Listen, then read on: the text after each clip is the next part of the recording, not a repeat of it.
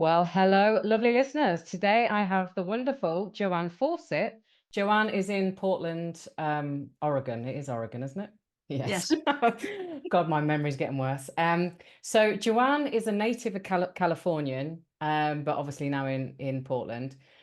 You used to be a successful bookkeeper for over 40 years. I still am. Oh, you still are, right? Yeah. Okay. Yeah. But you're looking forward to your next chapter, helping others heal from toxic relationships. And yes, I know about toxic relationships as well. You have an associate degree in film production and accounting. Was that one course? Two different degrees, Right, okay. two different I was courses. going to say they don't normally go together. That's No. incredible. And you dramatically changed your life after 7 rough marriages. Christ, Joanne, did you not learn after the third, maybe? Apparently not. No. Those marriages included abuse, divorce, death, prison wife. Okay, interesting. Your first book, Midlife Magic, is about the first 6 marriages and your lessons and your side passions. And then the second book, which is The Prince Was Wrong, how many of those exist? Leaving the Narcissist Behind is about your seventh husband. And Correct. obviously the healing journey that enabled you to survive the narcissistic abuse. And yeah, my last relationship was with a raving sociopathic narcissist. And if you're listening, yes, that's what you are. So I totally, I've got the devil in me today. I tell you, I really Oh, do. good. We're going to get along great. Also, before we started recording, listeners, Joanne used to talk about UFOs. So I want Joanne to touch on that as well. But welcome, Joanne. It's an absolute pleasure Thank to you. have you. Delighted to be here. Like I was telling you, I've been to England 5 times and I love it over there. And I'm half British. My British line came from Manchester area. So, you know, Nice. Okay. Yeah, my son lived in Manchester for a couple of years and I worked up there. It's a great city. Okay, well, welcome. thank you. Our listeners and me, we love a backstory. I want to know more about Joanne, what makes you Okay. tick, and obviously, what on earth made you get married 7 times, and also the little, the little offshoots in your life, which sound intriguing. So go as far back as you want. Over to Okie you. dokie. All right. Well, like you said, I am a native Californian. I am the third of 4 children. I've got 2 sisters and a Me too. brother. I'm third or fourth as well. Very good. See, middle child syndrome. Yeah. And it was a typical suburban Californian upbringing, but there's a lot of dysfunction like most families have. And my dad was an alcoholic and my mom was a codependent. That's how I learned my codependent tendencies. Mm. But everything was fine, seemingly fine. And we moved to Northern California for a while and back to Connecticut. So I've been around. I've been, back and forth over the country. And my parents were not Mormons, but I had a best friend as a childhood best friend who was a Mormon, and her family was a Mormon. So I started going to church with them. And I joined the Mormon Church when I was 12. And so I was a Mormon for 30 years. So combine growing up in the 50s and 60s with Leave It to Beaver and all those fun little shows where everybody's happily married and the family never has any problems that are serious. And combine it with being a member of a church where, happy forever marriage is the Mm. goal. It's always in your face, get married to your soulmate and have lots of babies and serve the church forever. And then, you'll live happily ever after in heaven. Okay, well, that picture never, I mean, I believed that picture, but it never panned out for me. And the reason why I got married so many times was partly because I had that in my mind. I really want this happy little marriage. I want lots of kids. And I also assumed incorrectly that if I married somebody in the church, the same church as me, everything would be fine. Obviously we believe all the same things. We're going to parent the same way. We're going to handle our money. We're going to be on the same page as everything. And nobody said, well, you should really talk about this, this, and this, and this, and this before you get married. And when you're 20 and 30, and the hormones are raging, you just want to hurry and get married because you're not supposed to have sex or live together when you're a Mormon before you get married. So it's like, okay, I had all these things going for me, going against me that I didn't really realize. So I got married, and that first marriage lasted a year. And then the next guy came along, and he wasn't a Mormon, but he came to a Mormon activity that I was hosting for singles and stuff. And we courted for a month and got married. I know, don't court a lot longer than that. But little did I know I was pregnant. So, there I've broken the rule. Right. And, so I have my one child, the only child I've had, I never had my 12 kids. And I lost a boyfriend from my dear boyfriend from high school because, you want 12, you want a baseball team is what he would say. And I only want two. Well, he went on to have his two kids, and he's, anyway, so that's another story. But the universe said, Joanne, you're just going to have one, I was like, okay. So now and then her father committed suicide. So now I have a young child, and of course she needs to have a father figure. So I just kept getting married thinking, okay, love has to be out there somewhere. And my poor little daughter needs a father, and he should be a father in the church. And, that was all, I just kept picking the wrong guys. And sadly, she had a bunch of mean stepfathers. So we would have been much better off had I not remarried under those assumptions. And, we did very well on our own as single mom and daughter. And most of the time we lived fairly close to my family so that, I had that support system. When I was married to the guy right after her dad, we lived in California for a while, and then we moved to Ohio. So I was totally separated from my family. His family was there for a while, but, totally separated. And he was very physically abusive to both of us. Not a good picture. Finally, I said, he came home from work one day, and I said, I got to go. I have a plane ticket. You're driving us to the airport. And it was like between two blizzards in Ohio. Just take us to the airport. All my stuff's already been shipped back to California. But again, so that's the major reason. I kept thinking love has to be out there for me. And I just kept wanting to try. And so out of 7, two of the men were not Mormons. The rest of them were Mormons. And, I know a lot of good Mormon men, just I didn't find them when I was, wanting to get married. And then number 7, I met, he's the one in prison and the narcissist. So he's got lots of things, but he's also the guy that introduced me to UFOs. So yeah, so not all bad then. Yeah, a little balance. And it was really funny because I was dating this non-member that I had met at a church dance for singles, and I love to dance. So we were enjoying dancing, and we were starting to date. Well, then my roommate introduces me to this guy that she met while she was visiting her husband at prison, and said, oh, I met this really smart guy. It's like, smart would be a new change of a boyfriend for me. And he was really nice, and he was visiting his mom, blah, blah, blah, blah, blah. It's like, oh, I'll meet him. I don't, prison doesn't bother me. And so we met, and he's very charming and intelligent, and very charming and intelligent, and had all these great stories about growing up. And then he didn't even really bring in the military stuff till later, because, who's going to tell their new girlfriend all about UFOs on the first couple meetings? Not too many people. But over time, I did find out that he and his dad, that was a major part of their work in the military, dealing with UFOs and aliens. So question for you. Yes. Was he in prison? He was in prison when I met him. He was in prison when we got married 5 years later. He's still in prison. So he's been there almost pretty much close to 40 years. So you've never had any physical contact with this guy? Actually, we have. Because we were always able to visit in a big visiting room, sitting at a table, holding hands, hugging and stuff like that. But when I married him knowing that, like the year before we met, the government had taken away family visits, because everybody wants to know this question, but they had taken away family visits from people who had life sentences, and he does.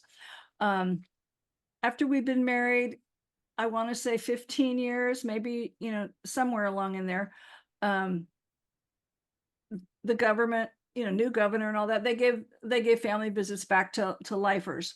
So we were able to start having these 2-day visits, but it was still more like a platonic friendship than anything else. Um, Can I so ask, Joanne? yeah, you can ask anything. Thank you. Um, so you've had 6 shit relationships, and Uh-huh. then you choose somebody in prison. What, you were saying it's not been great for the daughter, she ended up bloody on the end of, some of them. And what, okay, so he's in prison, so he can't come near your daughter, so that's a good thing, maybe. But what was going through your mind in terms of, yes, this guy's in for life. I don't know, what's that for, murder or something? He allegedly masterminded a murder that happened in 1982. Okay. Um, so you know all of this, and I yes, do. he's charming and intelligent, because narcissists usually are, and Yes. We that's how know they that get you. now. They're very Yes. charming, very fucking Yes. charming. But what was going through your head when you were like, I am marrying a man in prison for life? Well, by then I was in my 40s, so I didn't care about having kids. And my daughter was grown, so she didn't need a daddy. And she was already married by the time, and she was already married by the time we got married. So okay, she's settled, so that's all good. And again, we were getting along and we were just really enjoying each other's company. It didn't really, and the other thing is, he had a lawyer working on his case when we first met. So he was sure that this lawyer would, finally enable him to get out of prison, because Mm. I do believe that the guy's innocent of those charges. Um, and so he said, well, I think, well, I can do 2 years. I could do 2 years of this, just visiting back and forth and all that. It's like, oh, that's okay. Well, 2 years turned into 5, and then it turned into 10 and 15. It's like we were together 25 years and married just over 20. Yeah. Yeah. This is the What? longest marriage I've ever had. But we talked and we had these great conversations, more talking than I've ever done with any other husband. And it was really interesting stuff. So he opened my eyes up to a lot of things. So that was all very cool. And I learned about witchcraft and magic and fairies from him, and UFOs and aliens. I'd already experienced gifts with spirits and things like that. But once I got together with him and started exploring these other areas, even my paranormal, you know, communication stuff or feeling, my experiences with ghosts came back. So that was really cool. So that's where, when I say in my bio, my side passion is like all my woo side, it's like, oh, this is, and that's what I love. Mm. So all that was really good. And it was like the frog in the pot of boiling water. I didn't realize that, oh, I'm kind of isolated from my family, because I spend all my time visiting him, and I go see my daughter a couple times a year. I go see my sister, but my sister lived, a few hours away, but I would go see her on holidays and things like that. So, um, unless he was in Southern California and I was in Northern California, I didn't miss too many holidays with the family. But it still felt like I was isolated, because now I'm living in his big house in Northern California that's starting to fall apart because it's over 100 years old and I'm paying for everything. And but I still didn't, and I was working, I went back to being a self-employed bookkeeper, and I worked all the time. So I was either building my business, doing the business, and seeing him. So my life is like, I really didn't have a social life. I had a few friends, but they were through my business networking stuff. So I didn't really have a lot of friends I was doing anything with. So now here I'm 70 and it's like, I still don't have any friends. I mean, I have friends, but it's not like I have anybody. I mean, I don't want to whine. I haven't established a good network of like people to go do social things with yet, because I've been working so much. So I just thought, well, I'm talking to this interesting person, and he wasn't super mean most of the time. The super meanness didn't really show up until I left. Yeah, So yeah.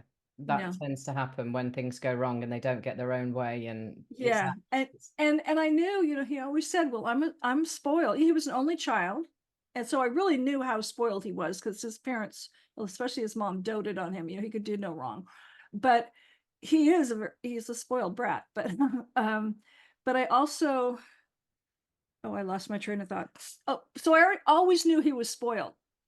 And there was only like a couple times in visiting where the meanness peaked out. And it's like we started to have a disagreement, and I'd want to leave the room, or he'd start. I remember one time we're sitting there and visiting, and we started to have a disagreement, and he gets this really quiet, really stern voice. Because in visiting, you don't want to draw attention to yourself, especially if you're having an argument. And he doesn't want to be embarrassed, so he doesn't want me to leave the room. And I really want to leave the room to go cry in the bathroom. And it's like, no. And he just like put his hand, he didn't hurt me, but it's like put his hand like really firmly on my knee or something. Cause like, you're not leaving the room. And it's like, don't cry in here. It's like, so, and then another time, again, in the visitor room, because that's all we had up to that point. Another time, we were starting to have this argument, and I was like, the table's here, and the door to the hallway and the bathrooms were right there. It's like, no, I need to go because I'm starting to cry. No, you got to sit here. Do not embarrass me. And it's like, and then the other times, most of everything was fine. It seems just fine. But again, as long as he was getting his way, because here I'm living in his house, I'm helping him with his projects. I'm doing things at the house that he wants done to the house, because it's his house that he's inheriting from his parents. And so, yeah, everything was following his agenda.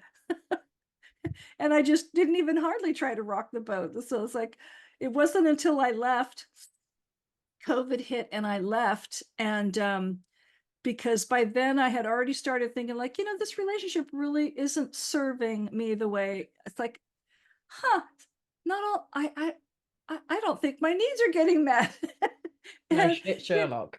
Yeah. And he, it's like before, no, it was right. So I kind of had that feeling, but I had also said, because we were in our 60s by the time COVID was hitting, and I'm thinking, I want to be able to retire at some point.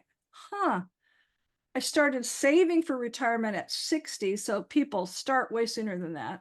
And because he always said, okay, I'm going to get out of prison. I've got resources. We're going to live fine. Everything's going to be fine. I'll take care of you. It's like, okay, that sounds great. My knight in shining armor. And, he would tell me, okay, I have kids. Okay, well, I've never met them because they live overseas. It's like, so, I believe they're there, but I've never met them. And I was not allowed to communicate with them. Well, I have money and, portfolios. It's like, I've never seen, I saw $500 once to fix, help pay for a roof repair.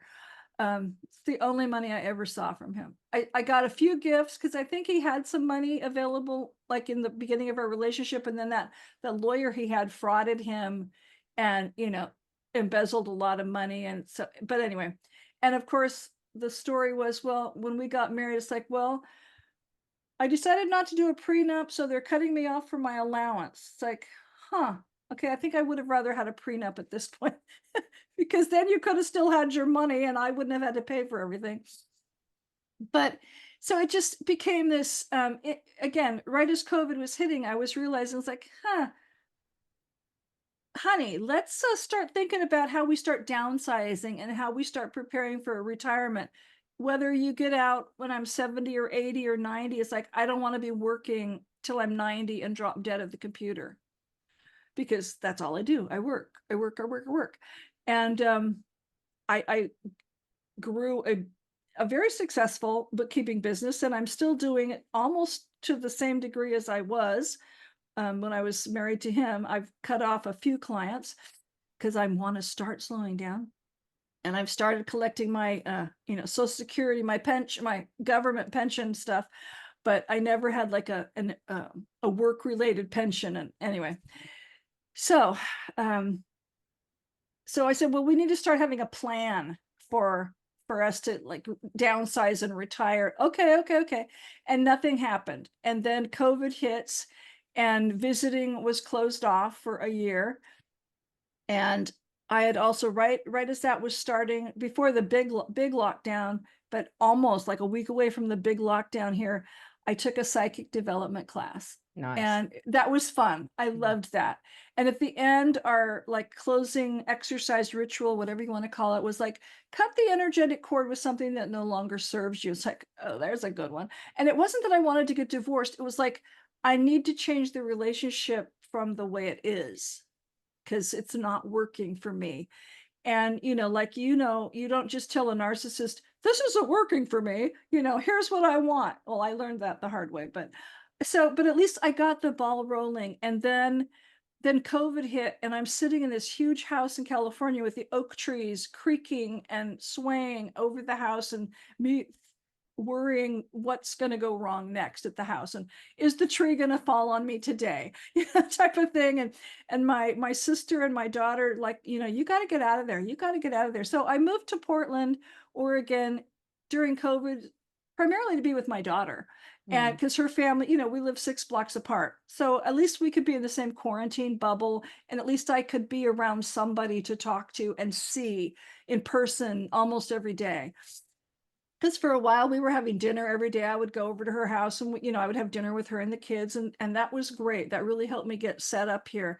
And of course, my business, I can do it anywhere. And with COVID, I stopped driving to the few clients. So, and then I could grow my business even more, because now I can do everybody by sitting in my home office and never having to go anywhere.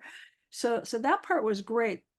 But then, and when he first realized that I was moving from California, it's like our letters kind of, he didn't get my letter in time, and I moved a couple months earlier than I was going to. And it was like, he just blew up. And it's like, well, wait a minute. And he's talking to his family, as opposed to like calling me or saying, hey, what happened? Why are you in Oregon?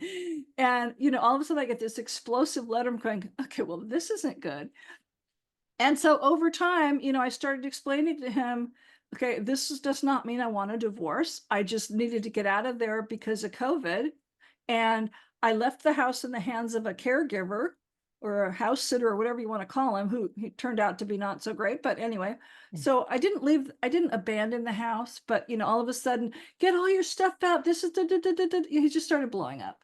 And then we went through a couple of years of trying to ease, calm things down and ease things, and try to figure out how to work together, and try to figure out how to pay for the house without me having to keep paying for it. And that all just kept, excuse after excuse. And, I never did see any money, like I said, except for $500 towards one small roof repair. But everything else I paid for, sewer line breaking, furnace, trees, all these things that went wrong in this, beautiful neighborhood. And some of the things he would say to me, and finally, like, well, I was gone for like 3 years, and I, finally filed for divorce. And, finally it's like, okay, I guess, nothing's going to work. But I would say, it's like, well, um, you don't seem to want to be very affectionate with me. Well, you should have tried to be prettier. Like, Oh. excuse me. And yes, I the whole time I was married to him, I had a weight problem. It would go up and down and up and down. But when I'm not happy, I gain weight. Yeah. Now, since I've left him, I've lost 30 pounds. So, Yeah. I'm never going to be a size 2.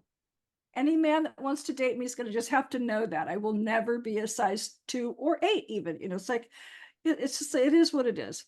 But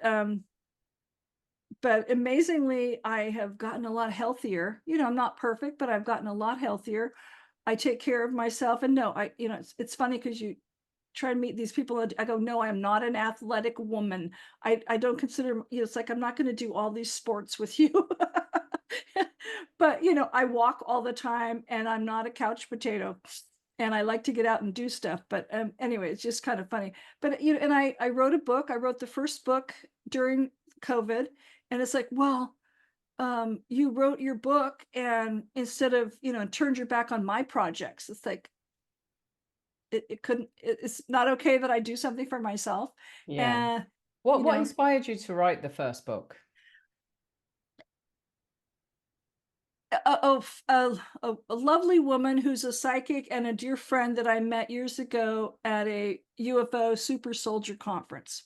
And I was always going and speaking about his experiences in the military and stuff. And at that particular conference, I was on a panel and I had a booth and I was selling stuff, and she came up to me and she goes, and I'd never met her before.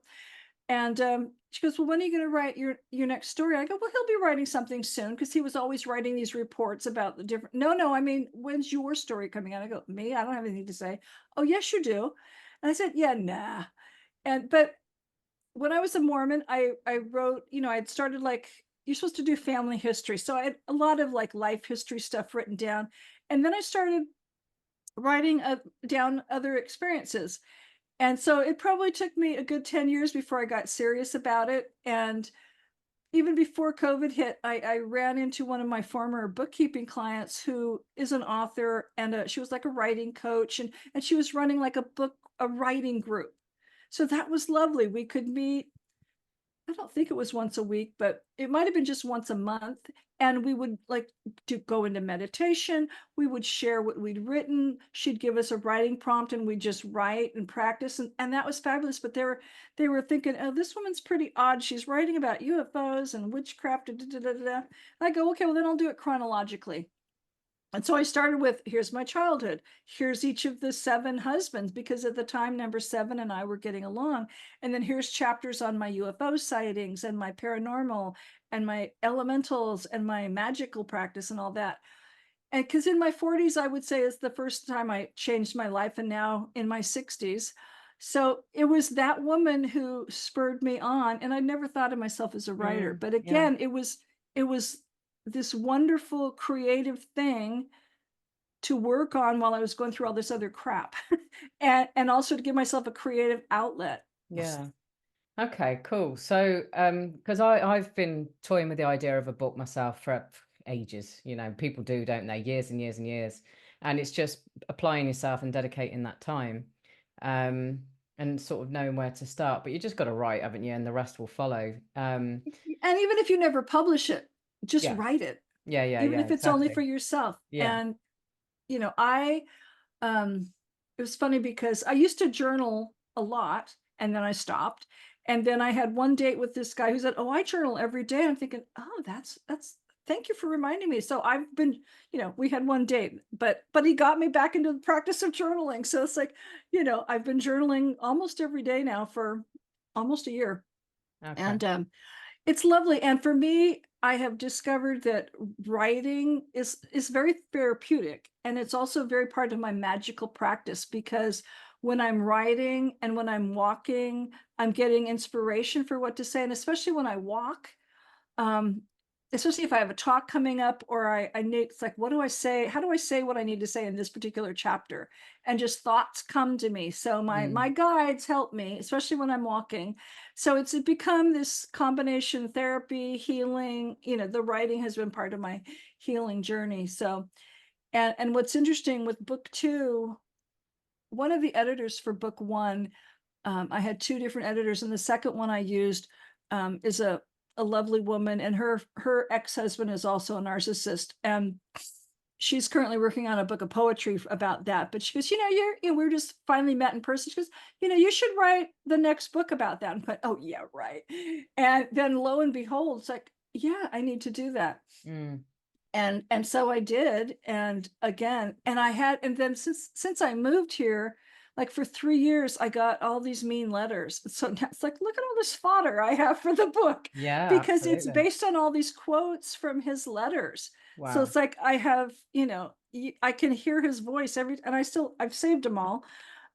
Just I've saved all of those because I was using them in the book. And if I ever want to do an audio book, but it's like, someday I'll be able to destroy this, but at least I have physical proof that he wrote this. I didn't just make it up and put it in the book. Mm. So, that's my proof. But Okay. yeah, So before I sort of ask you to talk a little bit about the, the book, sure. you said that you think he's innocent. I do. Now I know how convincing narcissists are, and they're Sure. also victims largely, don't take responsibility, and it's everybody else's fault. Um, like my ex, I didn't know he was an award-winning actor at the time, but I've since realized that, and And I think they have a distortion as well. I think some of the stuff they say, they actually believe, because they've twisted it that much, haven't they? Right. In their own mind, and they've probably said it that many times that it's actually become their truth.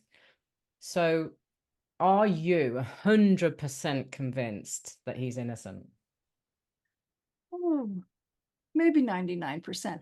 And when do I absolutely know he's capable of killing people? Sure, Right, because has elite military training. exactly. I've seen written proof of that. I have several pieces of his military documents and stuff. Um, have I seen his mean streak? Yes. So just by the way, it's like, yeah. Um, the other thing is, if he has all this military training, and see, there were the two kids who worked for him at the time are supposedly the ones that did the murder, or at least one of them said, I did the murder. He was standing right there and said, do it. And but if you have this much military training, which I do know he has, it's like you wouldn't hire 17-year-olds to do the work with you, and you wouldn't rely on them to dump the body, because you know how to hide bodies. And so And you wouldn't have used teenagers to help you dump a body that later floated up. So, right. And why did this person get murdered? Do we know?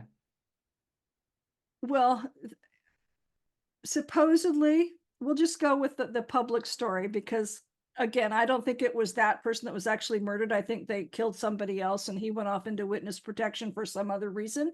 But we'll just throw that out there. But supposedly, because at the time my ex was writing this political science fiction fantasy series, which is this long, it's multiple volumes. I only have seen a couple. Well, anyway, I published one of them. And the kids that work, so he was always talking about the book and, having these little meetings and sharing thoughts and stuff. Well, the kids said, oh, he's doing these clandestine meetings with us and planning to overthrow the county. And so, who was a friend of my ex's, and who they were also doing a remodeling job at his house, because but anyway, they were doing a job for him. It's like, so you can, why would you, so he, and it was the year where Marin County, California had a big flood. It was January. So everybody was having cash flow problems. So the guy owed my husband money for the job they were doing. And so, okay, we planned to kill him, sell off the cars that the guy was restoring and sell his automotive repair tool, those big toolboxes that auto repair guys have. And, we're going to make all this money. It's like the guy only owed him $2,500, and that was a lot of money in 1982. But number one, in the week between the death and the body floating up, it's like nothing was sold. No cars were sold. No tools were sold. The kids stole some money out of the guy's safe and a bag of pot that they found, but there was no physical evidence that my ex was at the scene of the crime versus at least one of the kids that was there. So, everything was circumstantial. And so that was part of it. They figured, well, he owes him money, so we're going to kill him to recoup the money. That's like, so why would you kill him just because he owes you money when I could go borrow money from my parents if I'm that, Yeah, doesn't make any sense. cash poor? But then their other story was, well, the guy found out about our plan to overthrow the county, and so now we have to kill him. And it's like, so, all this weird stuff. And the kid who did the actual killing, he got 25 to life. He's still in prison. He's had several parole hearings, but every time gets denied. The other guy testified and got full immunity. So it's So a weird case, and it it's was a very well known back then, but yeah. right. Okay. Bloody hell. Yeah, something's not adding up there, but who knows? Who knows what the truth is? Um, okay. So the book is, you've got all of these quotes that you've taken from his letters, and is the book like a help book for somebody that's in a narcissistic relationship? I hope it. that's what I intended it for. Because number one, with all his letters, and I'm also kind of narrating it like, this is what happened, this is how I was feeling. So it shows some clear examples of narcissistic behavior because you can just see it coming out of these letters. And then it shows how, here's how I had to navigate the divorce. And then there's a whole chapter on how I have helped myself and the things I've done for self-care and healing and stuff. So it's, and everybody's journey through this narcissistic stuff is going to be different, but at Mm. least, it's showing some examples of here's what I experienced, here's how I got through it, and here's the things I'm doing for myself. So I'm, my hope, my goal, my dream is that it will show people that you're not alone. And I've discovered like there's millions of people who have unfortunately experienced this. And so there's a whole bunch of us out here who can support each other, and there's hope. Mm. I'm one person, I got through it, and now I've met lots of wonderful people who have also gotten through it. And so there's ways to support each other. And that's my plan or my hope, that people could read it and see that, okay, yes, she went through crappy stuff too. Yes, she got out of it. So maybe I can, Yeah. or I can too, not maybe. Yes, you can. Okay, so just as a reminder, it's called Prince Was Wrong, Leaving the Narcissist Behind. You're absolutely right.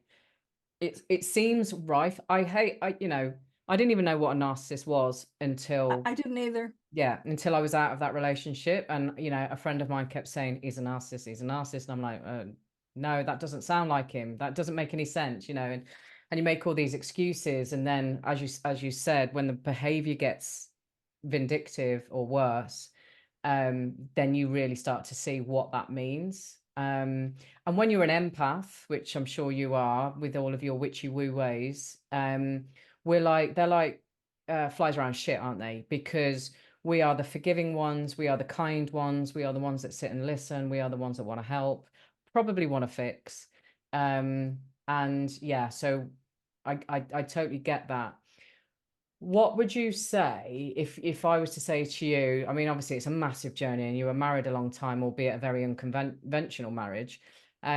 What would you say would be like, if there is a one thing, if somebody's listening now and they think they might be with a narcissist, um or they know something's not right, they know they're being controlled, or they know they're being abused, or whatever it might be. What sort of pearl of wisdom, or what comes up for you that might be really useful for that woman or man that's sitting listening now? I know I've put you on the spot. Sorry. No, it's okay. I'm just trying not to cry. Um, the thing that really hit home to me that I didn't understand is like, well, you can't argue with a narcissist, because I could bring up, okay, well, here's what's not working for me. And what they do is they always turn it back into Yeah. you. And it's like, no, you're the one that's wrong. No, it's like, so, and yes, everybody's, and there's a range of narcissism, and, some of it's a syndrome, some of it's a diagnosed thing, whatever. I don't get into the science of it at all.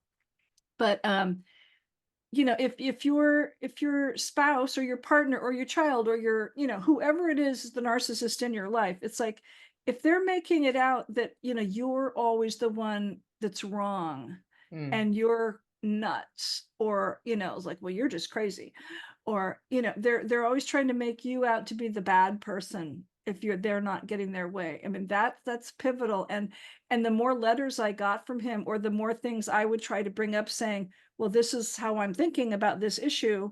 No, no, no, no. It's like, and he would just like throw it back in my face. So if that's what's happening, then, get some, go talk to a professional saying, this is what I'm going, this is what's happening. And don't think you have to try and figure it out all yourself. When Mm. I moved here, I'd only been here like maybe just a little over a month, we'll just say 2 months.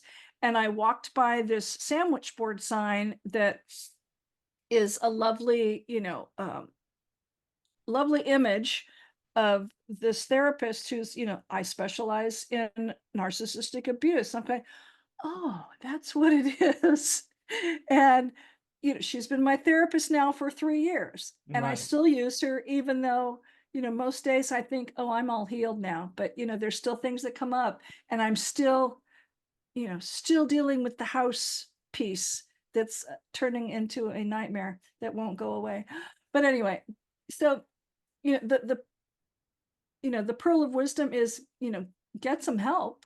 And it doesn't mean you're crazy. It's just that, everybody needs help sometime, and yes, my family was a great support, but having that neutral person to Mm, really use as a sounding board and say, yes, this is what you're going through, that yeah. was great. And she didn't give me any magic pill, or anything. And we kept talking and talking and talking. And she was affirming that I was doing the right things, or like I was dealing with it correctly, or just helping me.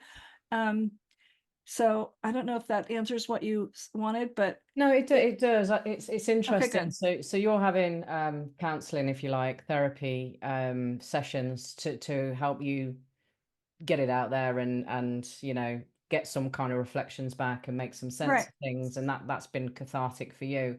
I think just to share, just to add to that, from my own journey, for me, this relationship was a mirror of what I still needed to Mm, figure out for myself. And that for me is still not loving myself enough, because right. if I loved myself enough, I wouldn't have put up with him throwing drinks in my face, which happened prior to the time, when he did actually physically beat me up. Mm. I would have ran at the first hurdle, but for me, or the first sign of that, the first red flag. But because I'd already been friends with him for 23 years before Ah, before we became partners, um, and I knew his story and I knew his tragedy and I knew his victimness and all of the rest of it. And I wanted to be the one that could help him. uh-huh. And I thought he'd had a lot of help and he'd had a lot of counseling and all the rest of it. I never dreamt that he would ever raise his fist to me. Um, so yeah, but I still had the hero complex, if you like. I still wanted to be the one that could bring him through and fix him, and and all of that stuff. And I'm not laughing at you. I'm thinking, yeah, and I am so not that person now. Yeah, yeah, So exactly. I definitely agree with you, because I've done all this work on myself. And maybe that's why I'm not getting any dates, because that's why I love the title of your podcast. It's like, I am so firm in, like, here's my list of what I want and what I will not budge on, and and certain things, yes, could be compromised or whatever, but it's like, it's like, I took the time to make a list. Thank, you know, the Y- blessing of COVID, you've got all this alone time, but it's like, I know what I want. And yes, I could figure out, can I not have to have that, or but I'm very much more clear on what I want. And it's okay for me to be creative. It's okay for me to take care of myself. It's okay for me to grow my business. We should be able to support each other's projects, Absolutely, yeah. you know and one of the things he said was like, well, you started your business in my house and turned your back on my projects. Like, well, my business was paying all the bills, Yeah, dude. exactly. What? Jesus How did you think Christ. the house got a new furnace or that new section of sewer pipe without my money? I mean, only a narcissist could come out with something like that. Do you know what I mean? And then, yeah, and and I'm in major debt because of, I couldn't pay for everything and everything and it's like, so I'm still, waiting for this house to hopefully sell. But it was like, and well, the wife should just be happy that her husband gave her this lovely house in this great neighborhood to live in. I go, well, there are no other prison wives in this town, or hardly in this county, unless you live in the really low income part of the county. I'm obviously, I'm not in the low income neighborhood, but it's like, living in this neighborhood, there should be two people working really good jobs to support this house. Yeah, yeah, yeah, And there's one of us. yeah. And your house is not, it's old, and it needs a lot of help.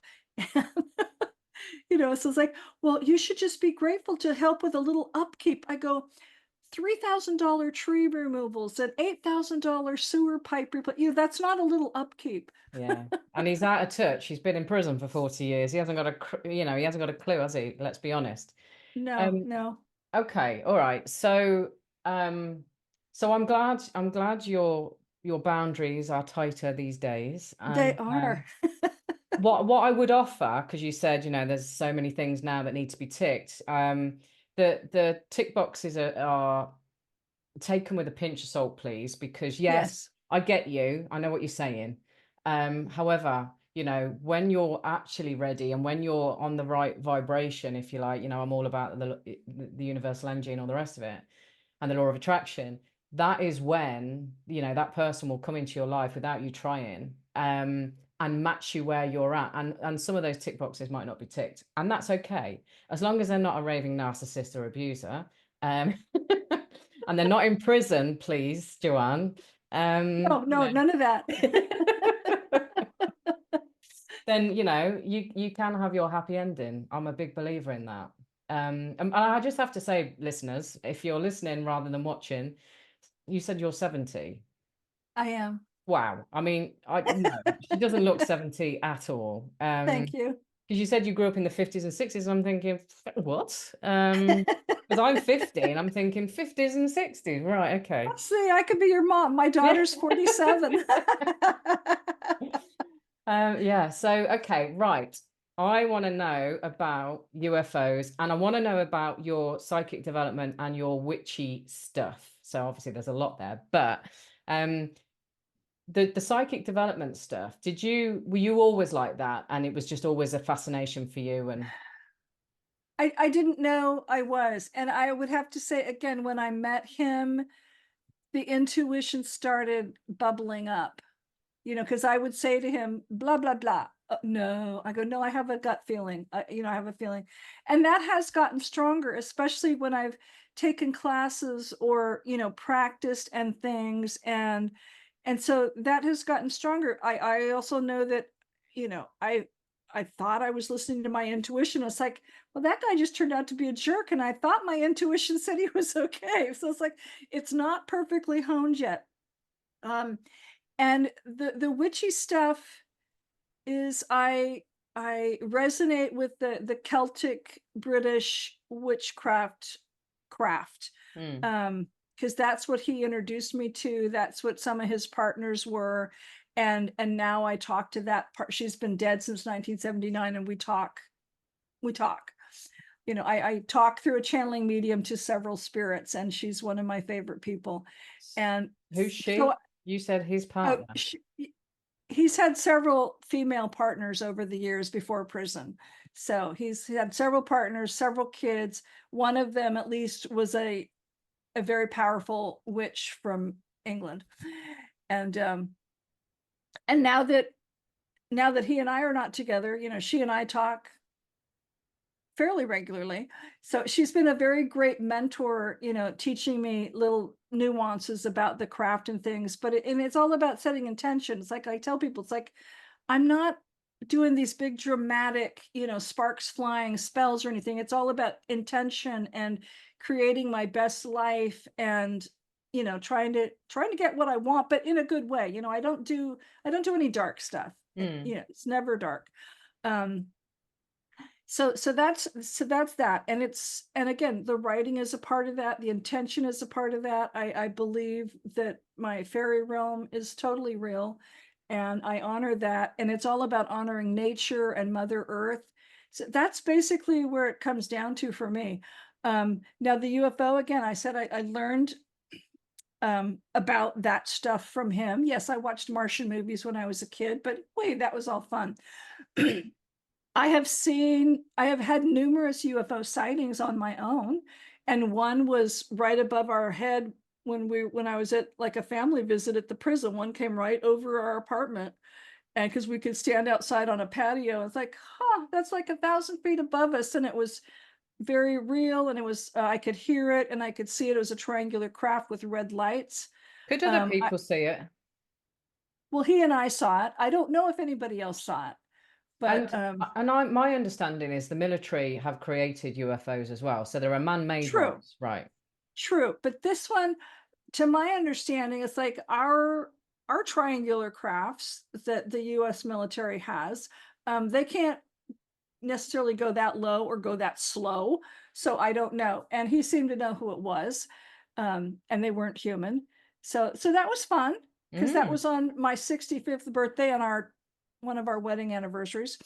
So that was fun. I've also seen, like, in a big group, we were somewhere, and people were using the night vision goggles, and I'm seeing, oh, look, those shooting stars are really slow, and they're not, I don't think they're shooting stars. So a lot of it is intuition for me. And then one of the times I was driving from where I lived in Marin County, and then he was stationed. He was in prison at a place like near Sacramento that's like a couple hours away from where our house was. And so I was having to leave very early in the morning, and I'm driving on a 2-lane highway, and all of a sudden there's this big ball of light, and then it then there's nothing, and then there's this big ball of light. It's like, oh, look at, they're saying hello. So they were cloaking and not, it's like, cool, your friends are saying hello on the way. So that was really cool. And then another time I was in, not Tucson, I'd like to think it was Tucson, but I was visiting friends in Phoenix over a holiday weekend. And so we were out walking, and, he was always saying, well, make sure you look up when you're outside. And it's like, okay, because, there's UFOs all the time. But all of a sudden there's this star that's just kind of seemed very close, and it was like blinking on and off. It's like, ladies, do you see that? Yes. I go, I don't think that's a star. No, I don't think it is either. And so I've had these sightings. So it's not just him telling me UFOs are real, and it's not just me going and spewing his experiences. So I can say I've had my own UFO experiences, which are delightful because they're not scary to me. Now, I know there's some not so nice aliens out there, but there's a lot of friendly ones that I would love to meet. And, one of the things I love to share is, I used to go, I used to go speak at all these conferences. Well, now I'm starting, when I'm not asked to speak as much, but now I'm doing a talk on the connection between, because there's many alien species that are very spiritual. So it's like this galactic connection, because here, there are these really cool non-human beings, and then we have the fairy realm, and we have the magic realm, and these aliens also have those things. So it's like I'm tying in these 3 things that I love, that are all very spiritual and magical, and realizing how, because we're all connected anyway. And I love sharing that, and realizing, I believe that to my very core, that, we're all connected, and everything in the universe is connected. We don't look alike. We don't all like each other, but there's many very spiritual beings out there that are not human looking, or they're not human. Yeah. And, yeah. Well, apparently there's nice reptilians as well. So who knows? I have a feeling my ex was a reptilian hybrid. And there's several different kinds of reptilians, and the ones I talk about the most, they originated here on the planet anyway, but they're very spiritual. So it's like, I need to have tea with you. And one of my spirit guides is one of that specific race. So yeah, it's pretty cool. My only experience with UFOs that I was intentional about, whether I've seen anything and forgotten, I don't know, but this was 4 years ago. And what's the guy's name? Dr. Is it Stephen Greer? Yes. So he was out a lot in the early days of COVID, right? And so I was watching his stuff, and full disclosure or undisclosed or whatever it's called, and totally getting into all of that. And so a few of us went to Stonehenge, and and basically did this meditation, did Stephen Greer's meditation from his app. And I kid you not, well, while we were there with our eyes closed, it was really annoying. A security guard, a security guard came over to ask us what we were doing, and I opened my eyes and stuff. It's like, go away. But because we'd opened our eyes, my friend to my left, Nikki, she went, oh my God. And so she saw this light. And so I turned round, and there was this massive orange light, and it was over what she said is Salisbury Plains. And it was this big orange light, and it was like you know, it was so flat and it was in the air. It was like, this is mad. And then her fella said, as soon as he said, oh, I reckon it's a helicopter or something, which it wasn't, it went zoop, and it was like, oh, Rob, you know, and then the security guard eventually buggered off. He was just like, go away, you know. And then we saw this thing, this in the fields, and it looked like it was going up, down, like sliding forwards very quickly. Right. And and it was very dark. It was going to dusk, and it was like we were just captivated, and it was coming closer and closer. So we were getting a bit like, ooh. And then as it got closer, it was this young lad. But what we'd seen, and he basically said, can you tell me how to get out of here? Basically. But what we'd seen wasn't that, you know, we'd seen Right. this weird stuff going on. Wow. And so we think it's a shapeshifter, of course. Ah. Um, yeah, and then I think we saw the orange lights again, or some kind of lights again. And that was it. So that's really been my only decent experience. I'm on a podcast. Sorry. It's okay. You're making me need to edit this now, Jake. No, I knew that now. Guess. Okay, so I'm going to try and edit that. That was a bit of an interruption. It's okay. Sorry, Joanne. No, it's okay. So yeah, so I'm fascinated with all of that stuff. So when you used to go and do these talks, who was the audience and what were you actually telling them? Well, there used to be a conference up in the Blackpool, Lytham St. Anne's area, so called Probe UK. So I spoke there, I think 4 different times. And then there's another one in Watford outside of London called, I think, UFO Academy. I spoke there a couple times. And then there was a group down in Truro in Cornwall that I spoke. They had a little conference that I spoke at. So it was basically, you know, organizers would organize these UFO conferences and people would come. And so it was great. There was, you know, usually at least 100, 150 people there. So that was great. And I would talk about Mark's different experiences, you know, either about a conference that had been held here on the planet between aliens and humans to come up with treaties, or here's a space mission they had been on, and here's a space battle they had been in. And I have one that's all about different alien species. So lots of different things and information that he wrote up into reports. And he couldn't ever share anything or write anything about his US military stuff, but as long as his dad was alive, there was an international intelligence agency started by the UN that Admiral Nimitz was in charge of since the 40s, and then his dad took over. But it was like whenever there was a threat against the planet, people from many countries would come together and, you know, help defend the planet. So he would usually write about things like under those orders or whatever. And like in one of the conferences, he was a little kid just watching stuff. And so he would write these reports and then send them home to me, and I would either type them up or eventually he had them typed. I mean, they were typed, and, you know, then I would make copies and sell them at these different conferences, and people are still buying them. But Right. and it's fascinating, you know, because to me, it's just a part of history.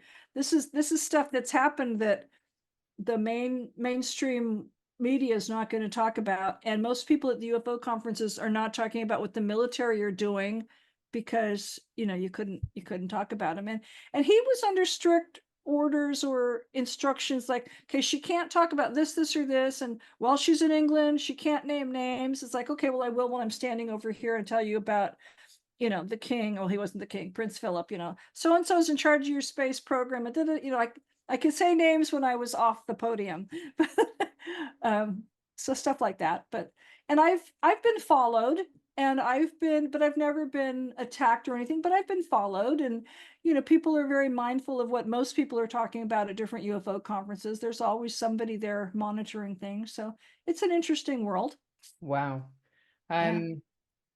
So Oh, I was going to ask you something then. It's gone straight out of my head. Prince Philip, he's an interesting one. Reptilian. But so what you're basically saying is the royal family are fully aware of the UFO stuff, and Just like the presidents of the United States and all heads of state, they're all aware, and they're usually dealing with different aliens. Some of them are working not so great. Some of them are doing deals. But yeah, and again, I know I just, most of the people I've met in the UK think that the royal family is reptilians. My opinion is that it's that the reptilians have been coming and going and having meetings. Not that they're reptilians themselves, but we'll probably have to disagree on that, because I know most people I've met there think that, but that's okay. But again, I also know that several heads of big churches all have dealt with, know all about the UFO and the alien stuff. And they're usually, the Mormons have helped the military. The Catholics are very interested in this. They have their own observatories in the Vatican archives.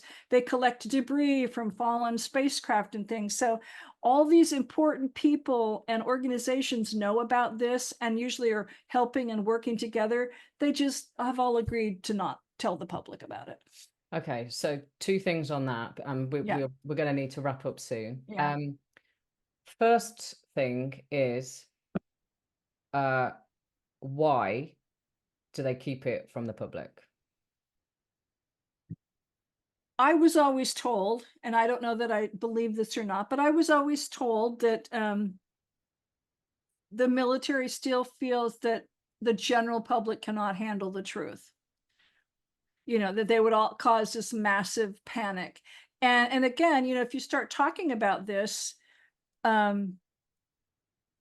most organized religions might just fall apart, because all of a sudden, it's like, and I've stopped believing in the Christian God 30 years ago or 25 years ago. So, but that's my own journey. But it's just interesting. Like they were assuming that the religious, structures would collapse and people would just panic. Well, yeah, they think that about lots of things. I think that's Right. BS. But and in terms of the so us tinfoil hat wearers, we're waiting for the UFO invasion because it's coming, right? So are you on board with that? That there's some major invasion happening or Yeah, gonna but happen? it won't be a real one. It'll be manufactured. Oh, yeah, no, I'm not on board with that. And see, what I know is that there have been many invasion attempts long before now, and the aliens have been coming here for thousands of years anyway. And we already have these incidences where there's major terrorism going on around the world, and there's a negative alien group behind that. So you already have negative alien stuff happening on this planet. Right. So you're basically saying, because it's really interesting. This is the whole of the podcast, Joanne. Yeah, it is. Okay, all right. I'm not going to go where I was going to go, because we're running out of time anyway. Okay, wow. So what's, obviously you've done your second book. Is that out now? Is ready to be bought? Yeah, it's been out. Yes, it's on Amazon and Barnes and Noble and all the normal platforms. It's an ebook. They're both books are ebooks and print books. Yeah. And I'm actually working on a third book about healing generational trauma, and also female empowerment, and how women were regarded, my ancestors especially, how women were regarded through a good 100 years at least, which is no surprise. And it's like, and let's move that forward and encourage and support the women of today and tomorrow, because strong women are so needed. Yeah. I think there's also starting to be a shift in terms of God, this is a whole other subject as well. But in terms of men have been inverted to be more like women, and women have been inverted to be more like men. Leave us alone. Let women be women. Let men be men. Right. And we were told that we wanted it all. Melanie Griffiths and the shoulder pads, working girl, and I believe that bullshit. And that's how I lived my life. And it's only more recently where you realize how fucking exhausting that all is. It is. Yeah. And I was just it gonna takes away your feminine energy, doesn't it? true. And what I've been telling people lately is because I'm a Leo and I'm finally letting the Leo out. So it's like I'm not trying to be anybody that I'm not, but I'm allowing myself to be the more authentic me. Mm. So I'm very transparent when I'm trying to meet, people on these dating sites, which is, useless probably at this point, but, but I'm very upfront about, I'm not aggressive or mean or, belittling to men or whatever. It's like, but I'm just allowing myself to be me, and if you don't like me, then let's move on, it's okay. Yeah. But, I'm just not settling for life on somebody else's terms. I want it, I want to have my best life. Absolutely. Good for And you. I'm not too old to have it. Yeah, exactly. Well, she's 70 and she looks, I don't know, 58 or something. Thank you, dear. I had my daughter when I was 10. Yeah. So before we finish up, where can people go and find you? So my main website now is just my name, joannfawcett.com. Both of the books are on there. Some, healing, mentoring, support. I want to be a support to people. So I'm happy to chat with people. So that's that. I'm also on Facebook and LinkedIn and Instagram, all under my name. So yeah, I will you put can all find those me. in the, I'll put all those in the show notes so it's easy for people. Yeah. And okay, wonderful. So thank you so much. It's been quite an interesting hour. So I like to leave these conversations with anything you feel called to share before we finish. Just, I want people to realize and just, to have hope for your best life and to realize that no matter what age you are, you can change your life for the better. I've done it a couple times now, but again, I'm 70, I'm still changing, I'm still growing. It's never too late to create your best life. Yeah. Right on, sister. I'm with you Thank all the you. way. I know you are. Oh, it's been an absolute pleasure to have you. I did not expect Thank you all of so that much. conversation. Yeah. We can have more. we can. What an interesting life. Okay, thank you very much, Jo. Thank you, my dear.